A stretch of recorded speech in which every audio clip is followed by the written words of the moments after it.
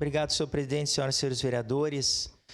Falar do transporte coletivo é algo caro, é algo que todos nós temos a consciência que precisamos cada vez mais melhorar e avançar tecnologicamente, com carros mais acessíveis. Mas dizer, vereadora Rose, que o problema não é o transporte coletivo urbano apenas.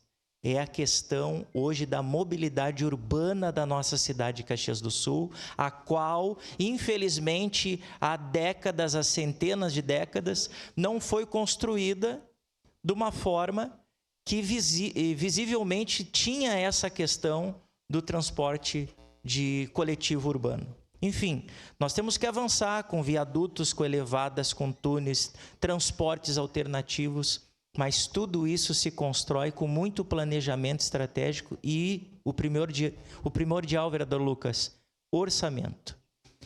A questão não é a falta de vontade, é saber a forma que nós vamos fazer isso para não fazer com que haja uma tarifa mais cara ainda e que as pessoas não tenham o acesso ao transporte. Essa é a questão. Então, eu estarei votando favorável a este requerimento de informação, porque toda e qualquer transparência no poder público ela é essencial e toda e qualquer discussão que fizemos aqui neste parlamento é importante para que a nossa cidade avance. E concluindo, senhor presidente, terminal moderno e acessível, nós, com parceria com a Marco Polo, com a parceria com a concessionária, nós estamos, na verdade, a Marco Polo está implementando em frente à sua sede ali em Anarrec, para que nós tenhamos o teste de ônibus elétrico para ser feito o mais rápido possível na nossa cidade de Caxias do Sul. Era isso, senhor presidente. Muito obrigado. Obrigado, vereador Fiuza. Próximo vereador inscrito, vereador Lucas Carenhato, com a palavra.